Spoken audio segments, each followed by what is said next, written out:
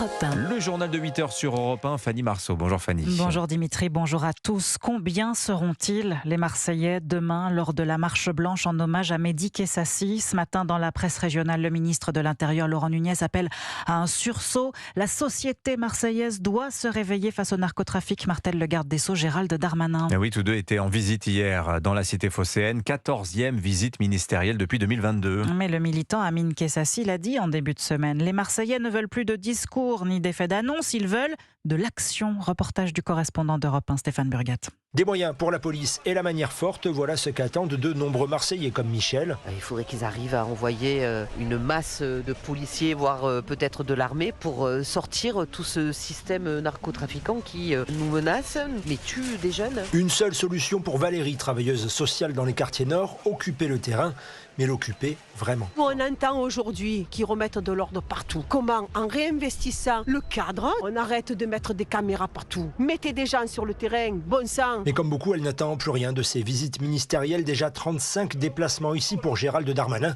Tous sont responsables à ses yeux de l'échec face aux narcos. On n'a plus trop foi en ce qui se passe parce que c'est les mêmes qui ont abandonné pendant une dizaine d'années les quartiers qui se trouvent un point de chute aujourd'hui pour parler de ce qu'ils ne connaissent pas. Et tous formulent également le souhait que l'État réinvestisse dans les services publics de proximité car leur absence précipite un peu plus la ruine et le désespoir dans les cités. Marseille, Stéphane Burgat, Europe 1. Le trafic de drogue, une manne financière démesurée, 5 à 6 milliards d'euros, dit ce matin Gérald Darmanin, le garde des Sceaux, qui annonce l'arrivée de 11 nouveaux magistrats entre janvier et septembre à Marseille. Écoutez la réaction de Nicolas Besson, procureur de la République de Marseille. Il était l'invité d'Europe 1 matin à 7h10. Le garde des Sceaux a annoncé hier 3 postes de parquetiers supplémentaires, 7 juges également. Je vais avoir une réflexion pour travailler sur la transversalité, pour récupérer les avoirs criminels. Alors sur les 5 à 6 milliards, je pense qu'il y a eu une confusion. Le rapport de l'OFAST, l'Office français anti-stupéfiants, le chiffre d'affaires global, et non pas simplement de cette organisation dont vous venez de parler, à 6 ou 7 milliards. Oui. Évidemment, la DZ Mafia ne fait pas que du trafic de stupéfiants également. Elle ne fait pas que du trafic de stupéfiants et c'est pas la seule organisation criminelle qui se livre au trafic de drogue. Nicolas Besson, invité d'Europe 1 matin, interview complète à retrouver sur le site et l'appli Europe 1. Et on entend beaucoup de moyens sont mis en œuvre pour lutter contre le narcotrafic, une menace au moins équivalente, selon Gérald Darmanin, à celle du terrorisme. Et pour y mettre un frein, le garde des Sceaux s'est inspiré du régime carcéral italien. C'est là qu'il a puisé l'idée des nouveaux quartiers de haute sécurité installés à Vendin-le-Vieil et Condé-sur-Sarthe.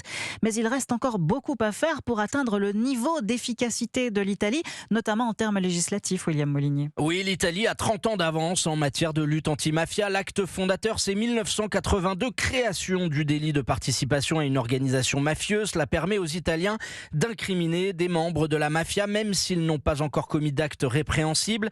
Le simple fait d'appartenir à un groupe mafieux est en soi un délit caractérisé par l'intimidation, la soumission ou l'omerta. Jusqu'à 18 ans de prison pour les membres actifs, 15 ans pour ceux qui aident ou les familles qui couvrent. Au-delà de l'arsenal répressif, la stratégie d'enquête y est bien plus évoluée et percutante.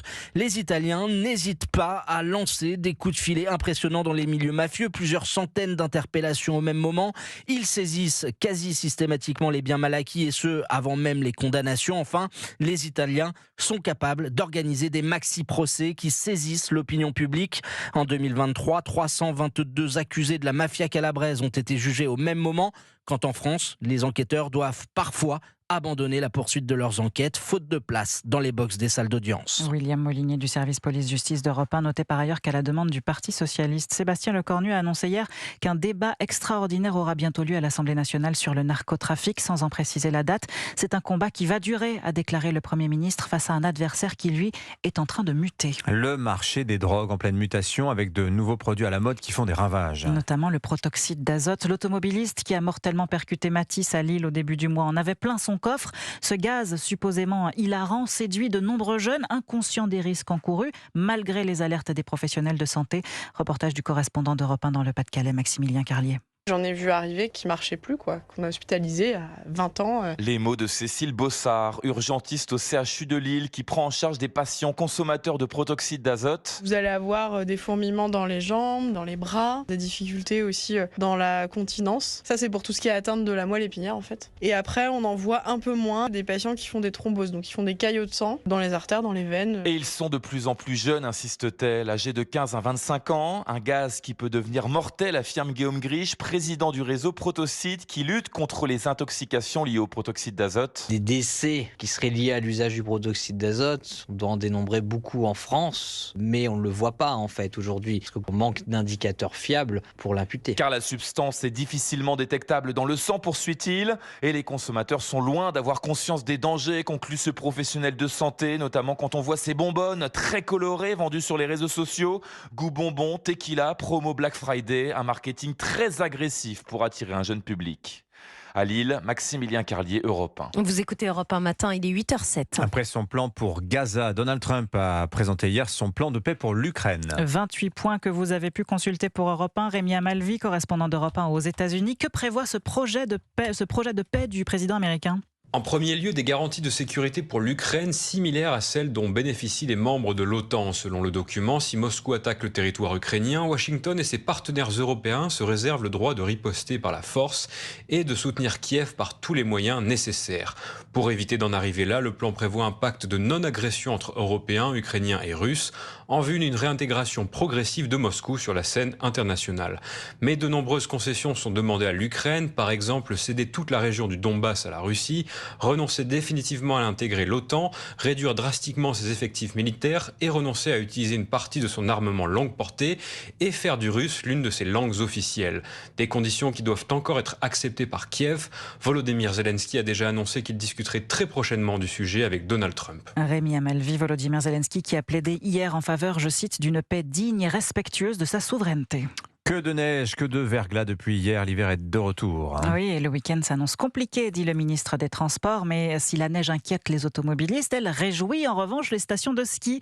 Les premières ouvrent demain en Savoie, Orel, Tignes et Val Thorens, la plus haute station d'Europe, 2300 mètres d'altitude, où les préparatifs vont bon train. Reportage du correspondant d'Europe 1, Jean-Luc Boujon. Un peu partout dans la station, c'est le grand balai des dameuses. Une bonne couche de poudreuse est tombée hier et il faut que tout soit parfait pour l'arrivée des skieurs, explique Sébastien, employé dameur. Je mets de la neige au départ et au sommet des appareils pour que les gens débarquent en sécurité. Il faut mettre juste ce qu'il faut pour pas sortir la terre. Donc il faut être assez précis, ouais. Ça, vous êtes plutôt bon, ça ? Je me débrouille pas trop mal. Ah ouais, j'ai l'impression. Hein. Allez, voilà. Bon courage. C'est aussi le moment des derniers tests sur les télésièges et les télécabines. Détaille Jérôme Grelet, directeur des remontées mécaniques. Ce qu'on va faire, c'est roder les hommes, vérifier qu'ils ont les bons réflexes, que les démarrages se font soft, qu'ils peuvent avoir des arrêts d'urgence, qu'ils peuvent redémarrer comme il faut derrière. Donc en fait, on réentraîne les hommes à reprendre leur remontée mécanique. Tout est donc prêt sur les pistes et toute cette neige tombée hier réjouit Ludivine, une habitante. Bonne neige, bonne condition, il fait bien froid, donc la qualité elle va être incroyable pour samedi.